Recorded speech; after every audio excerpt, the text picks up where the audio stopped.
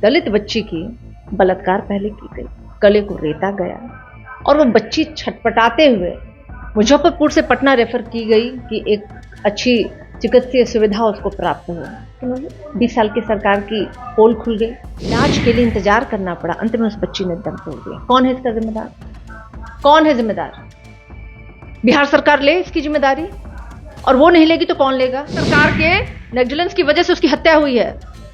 मैं सीधे कहती हूं, मंगल पांडे जी, आपके अंदर अगर थोड़ी सी भी आत्मीयता है, आपके अंदर शर्म है, आपके अंदर मोरल है, नैतिकता है आपके अंदर, तो रिजाइन दीजिए। सड़क है क्या वो विधानसभा का चुनाव, और जदयू को तीसरे नंबर की पार्टी बना के रख दिए थे। उस समय तो भर भर मुंह गाली दिया करते थे नीतीश जी को, फिर आज चरण वंदना कर रहे हैं उनकी।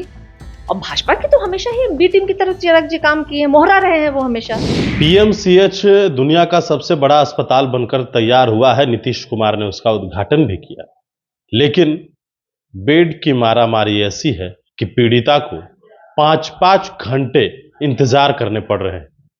एक बच्ची के साथ जो है दुष्कर्म की घटना हुई, उसे मुजफ्फरपुर से पटना रेफर किया गया, लेकिन बेड के लिए काफी मुशक्कत करना पड़ा। जबकि बड़े बड़े नेता पहुंचे वहां, कांग्रेस के प्रदेश अध्यक्ष जैसे लोग वहां पहुंचे, 5 घंटे बाद बेड तो मिला, लेकिन पीड़िता ने दम तोड़ दिया। हमारे साथ बातचीत के लिए सारिका पासवान है, राष्ट्रीय जनता दल की प्रवक्ता है। कैसे देख रहे हैं इस घटना को? बहुत दुखद और निर्मम हत्या। एक दलित बच्ची की बलात्कार पहले की गई, गले को रेता गया और वो बच्ची छटपटाते हुए मुजफ्फरपुर से पटना रेफर की गई कि एक अच्छी चिकित्सीय सुविधा उसको प्राप्त हो। 20 साल की सरकार की पोल खुल गई। हमारे नेता निरंतर कहते आ रहे हैं कि बिहार में स्वास्थ्य व्यवस्था क्या है, जाके देखिए। एनएमसीएच की घटना को कितने दिन हुए थे जहां मरीज के पैर को चूहे ने कुतर डाला, इसके पहले उसी एनएमसीएच में आंख तक चूहे ने कुतर डाला था। तो ये तो है स्थिति बिहार में। लेकिन दुखद बात है, एक दलित बच्ची, एक दलित पीड़िता, रेप की पीड़िता बच्ची जो इलाज के लिए यहाँ पीएमसीएच में पहुंची, उसे 8 घंटे तक इलाज के लिए इंतजार करना पड़ा, अंत में उस बच्ची ने दम तोड़ दिया। कौन है इसका जिम्मेदार? कौन है जिम्मेदार? बिहार सरकार ले इसकी जिम्मेदारी, और वो नहीं लेगी तो कौन लेगा? मंगल पांडे स्वास्थ्य मंत्री खाली टेबल कुर्सी लगा करके डीलिंग करते हैं, हाँ? और किसी को एक अच्छी सुविधा तक नहीं मिल पा रही है। मरीज जा रहा है हॉस्पिटल में तो त्राहिमाम मची हुई, इलाज तक नहीं ढंग की हो पा रही है। टेबल कुर्सी लगा के खाली आप लोग सेटिंग गेटिंग कर रहे हैं। है तो दुनिया का सबसे बड़ा अस्पताल पीएमसीएच बना है ना। दुनिया का सबसे अच्छा बोल देने से थोड़ी हो जाता है। 20 साल में इन्होंने क्या किया है भूल गए। कोरोना काल में यही मंगल पांडे टेबल कुर्सी लगा करके डीलिंग करते थे, क्या किए? कितने लोगों को सुविधाएं इन्होंने दिया। और निरंतर हमारे नेता तेजस्वी यादव जी इस बात को लेकर प्रश्न उठा रहे हैं कि बिहार में जो चिकित्सीय व्यवस्था है वो कितनी चरमराई हुई, कितनी बेजार स्थिति में है। और मैं क्या पूछना चाहती हूँ मंगल पांडे जी से, कौन लेगा जिम्मेदारी उस बच्ची की हत्या का? हत्या हुआ है उसका, बिहार सरकार के नेग्लिजेंस की वजह से उसकी हत्या हुई है। मैं सीधे कहती हूँ मंगल पांडे जी, आपके अंदर अगर थोड़ी सी भी आत्मीयता है, आपके अंदर शर्म है, आपके अंदर मोरल है, नैतिकता है आपके अंदर, तो रिजाइन दीजिए। रिजाइन दीजिए। आपके इस तरह के घटनाओं से बिहार के दलित, बिहार की महिलाएं, बिहार का पूरा एक एक जन जो है ना दुखी है, मर्माहत है। बच्ची इलाज के लिए तड़पते रह गई, कोई नहीं आया देखने वाला, सुनने वाला। अब बात करते हैं आप बेटी बचाओ बेटी पढ़ाओ, बेटी का बलात्कार और हत्या हो जा रहा है, उसको पूछने वाला कोई नहीं है यहाँ पे। नहीं, ये सवाल तो है ना स्वास्थ्य व्यवस्था को लेकर, जिस तरीके से घटनाएं हुई है, और कोई ये पहली घटना नहीं है, अक्सर बेड को लेकर जो है वो होता रहता है। देखिए बार बार हो रहा है। आखिर नेता प्रतिपक्ष तेजस्वी यादव जी सदन से लेकर सड़क तक सरकार से सवाल पूछ रहे हैं, ऐसे नहीं पूछ रहे हैं, ऐसे नहीं पूछते हैं। और ये लोग निरुत्तर हैं, इनके पास जवाब नहीं, किया ही नहीं है कुछ। भाई 20 सालों में किया है क्या आपने?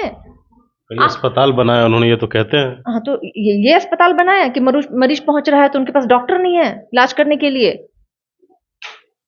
जब पहुंच रहा है कोई अस्पतालों में तो क्यों नहीं इलाज हो पा रहा है? अगर आपने हॉस्पिटल बना दिया है, ऐसे तो कहते थे ये बहुत हमने विद्यालय बनाया, शिक्षा का स्तर क्या रह गया था?